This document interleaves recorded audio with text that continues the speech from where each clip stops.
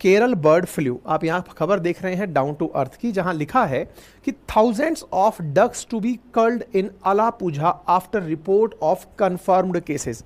Bird flu की जैसे ही confirm खबर 18 अप्रैल की आप अखबार में देख रहे हैं, जैसे ही यह कंफर्म खबर आई उसके बाद में हजारों पक्षियों के मारे जाने के लिए प्रशासन ने आदेश जारी कर दिया। The circulating H5N1 strain has killed millions of bird and mammal including polar bear and penguin. H5N1 पहले भी हजारों लाखों पक्षियों को मार चुका है।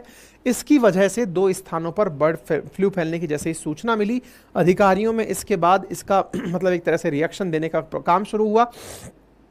एडथवा ग्राम पंचायत के वार्ड 1 के एक क्षेत्र में और चेरू थाना ग्राम पंचायत के वार्ड 3 के एक अन्य क्षेत्र में पाली गई बतखों के अंदर बर्ड फ्लू कंफर्म हुआ। एडथवा में 12 अप्रैल से अब तक 3000, तो चेरू थाना में 250 पक्षी मारे जा चुके हैं, यानी कि इस बीमारी से खुद मर गए हैं। ऐसे में मरे हुए पक्षियों का जब सैंपल लेकर के भोपाल स्थित वायरोलॉजी लैब में भेजा गया, तब एवियन इन्फ्लुएंजा H5N1 होना कंफर्म हुआ। इसको ध्यान में रखते हुए, ताकि यह और पक्षियों में ना फैले, तो बाकी बची हुई जो बतखें हैं 21,000 पक्षियों को मारा जाने का आदेश हुआ। कहां पर है ये? तो भारत के दक्षिण की तरफ जब आप चलते हैं तो अरब सागर की तरफ हमारा जो राज्य है जिसका नाम केरल, और केरल में अगर आप तटवर्ती एक जिला देखें तो इसका नाम है अलापुझा। इस अलापुझा नामक जो जिला है इसके अंदर यह घटना निकलकर आई है। इस अलापुझा नामक जिले के अंदर बतखों का ऑटोमेटिक मर जाना और उसके सैंपल्स को जब डॉक्टर के पास चेक होने भेजा गया तो यह कंफर्म होना कि उन्हें बर्ड फ्लू था, जिसके चलते प्रशासन ने इन बतखों को मारने का निर्णय लिया। 3 किसानों की बतखों को हफ्ते भर पहले कुछ लक्षण दिखे थे, जिनमें से एडथुआ के अंदर 7500 बतखों में, चेरू थाना के अंदर 2000 और 15000 बतखों के अंदर पहले भी वायरस के वो देखे जा चुके हैं। और इनको ध्यान में रखते हुए सरकार ने अपनी तरफ से बतख, चिकन, बटेर और जितने भी पक्षी जिनके मांस को, अंडे को, अपशिष्ट को यूज किया जाता है, उनके सप्लाई पर फिलहाल पूरी तरह से रोक लगा दी है। रैपिड एक्शन फोर्स का गठन किया जाएगा और इस रैपिड एक्शन फोर्स के द्वारा इस बीमारी से निपटने की तमाम तैयारियां की जाएंगी। इंटरेस्टिंग बात यह है कि जिस जगह यह बर्ड फ्लू फैला है, पहले भी यहां पर बर्ड फ्लू फैल चुका है। आप यहां देख रहे हैं bird flu outbreak reported in village Kerala Alappuzha district. ये 2 साल पहले की आप खबर देख रहे हैं। 3 साल पहले भी आप देखते हैं तो अलापुझा, 3 साल पहले आपको यहां पर बर्ड फ्लू के केस देखने को मिले हैं।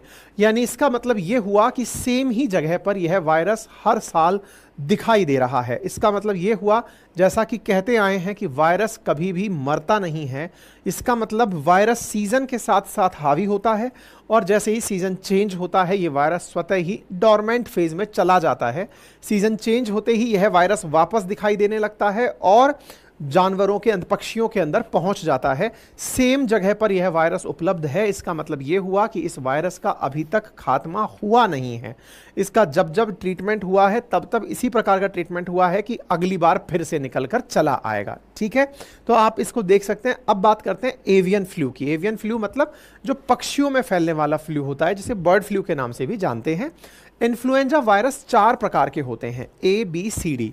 एवियन इन्फ्लुएंजा वायरस जो इंसानों को संक्रमित नहीं करते, लेकिन इनमें से भी H5N1 और H7N1 ऐसे वायरस हैं जो इंसानों को संक्रमित कर सकते हैं। जो अभी हमने अमेरिका वाला मामला बताया ना, उसमें यही H5N1 वायरस था जो इंसानों में भी पाया गया था। अब ये जो इन्फ्लुएंजा वायरस है, जिसके हमने ABCD प्रकार के 4 प्रकार बताए, इनमें से जो A और B प्रकार के 2 इन्फ्लुएंजा हैं जो प्रत्येक वर्ष मौसमी बीमारियों के साथ साथ निकल कर आते हैं।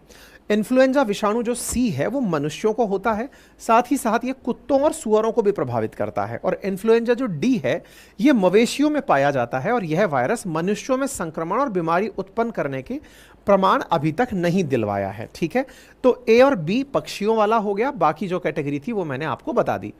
अब ये जो एवियन इन्फ्लुएंजा A वायरस है, इसके अंदर 2 प्रकार के प्रोटीन पाए जाते हैं। एक का नाम है हेमाग्लूटिन और दूसरे का नाम है ग्लूरामिनीडेज। तो ग्लूरामिनीडेज जिसे Na के नाम से और प्रोटीन को Ha के नाम से जाना जाता है, तो ये न्यूरामिलीडेज और दूसरा हेमाग्लूटिन, इन दोनों की वजह से 18 Ha और 11 Na उप प्रकार निकल के आते हैं। तो ये जो Ha है और Na है, इनके 18 प्रकार तो Ha के होते हैं और 11 प्रकार Na के होते हैं। इनके कॉम्बिनेशंस हैं। इनके कॉम्बिनेशंस में H का कॉम्बिनेशन नंबर 5, N का कॉम्बिनेशन नंबर 1, ये H5N1 के नाम से जाना जाता है। ऐसे ही H7N2, H9N6 इस प्रकार से इसके अन्य कॉम्बिनेशंस उपलब्ध हैं। ठीक है।